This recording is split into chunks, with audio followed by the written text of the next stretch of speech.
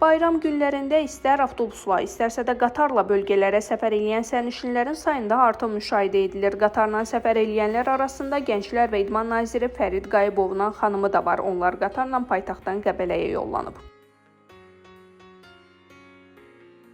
Xalq artisti Nasbəri Dostəliyeva Novruz bayramını ailəsi ilə birlikdə qeyd edir.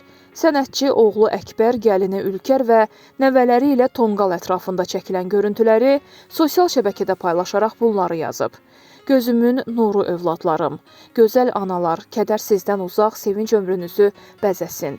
Sizə bahar təravətli övlad sevgisi və xoşbəxt həyat arzulayıram.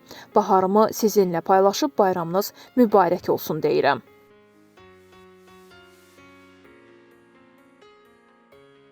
Heydər Əliyev Fondunun vitse-prezidenti, İdeya İctimai Birliyinin təşkiçisi və rəhbəri Leyla Əliyeva Qubadan maraqlı paylaşım edib.